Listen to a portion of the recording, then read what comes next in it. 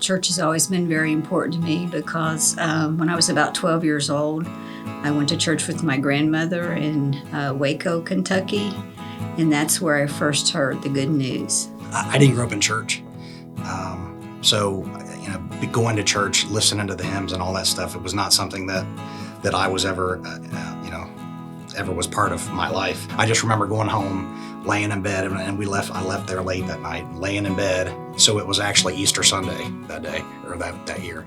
And, I got saved in my bed all by myself. And I'd always knew all the answers to Bible questions and stuff, but I never really knew why everybody did all this church stuff. So at church camp, I got saved and been going to church ever since. There were some medical issues I was going through, and that's the first time I'd really met Christ. Christ was there for me, and from that point on, even though I wasn't attending church, deep down I still felt the presence of Jesus in me. I was not what I would consider a bad person, but I surely wasn't without sin. After I accepted Christ as Savior, there was a complete change. I was probably 7 years old, and we had known the Fritzes, and they had brought us here, and I went to Awana for the first time with Natalie and loved it. After I loved Awana, I think we realized that this was going to be home. My longtime friend Barb Reynolds kept inviting me to come here. She just kept saying, come because you may have an opportunity to teach there also. Work was what kept me away from church because it was a 7 to 8 days a week job. I wanted to come back to church, but I was also in the need of coming back to church. Every Sunday I come to church. It's like anything that's built up on me during that week, it kind of lifts all that off my shoulders. You got to be involved if you're going to really experience the peace that you need. If you really want to grow, you need to be around God's people. When you study the Bible with people, you just get a bond like no other. It felt like a family. It didn't take very long.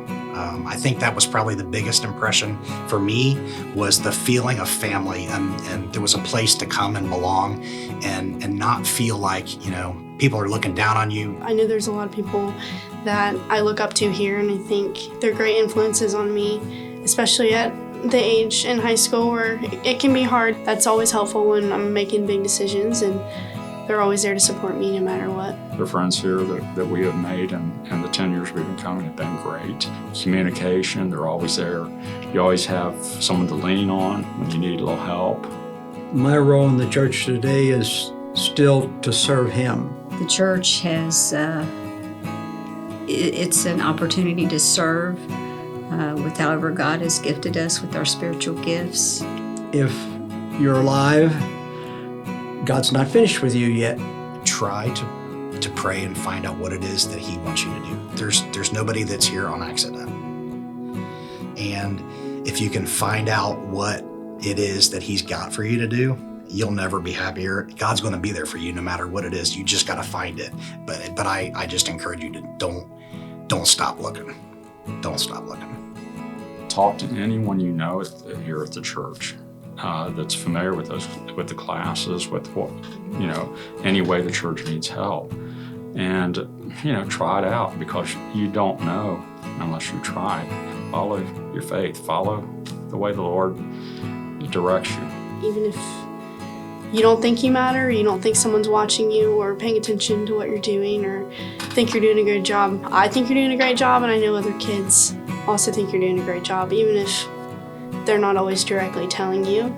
We notice what you're doing, and I think that should be an encouragement to all of you. If there was something that I could say is like, look, it doesn't matter what you've done, how bad it's been, what you've been through, He's going to be there. He's going to be there 100% of the time. He's going to search you out and find you no matter where you're at. He's never going to be gone. He's always going to be there. To me, that's the thing about Him that just blows me away. It doesn't matter to Him what you've done. He's going to find you.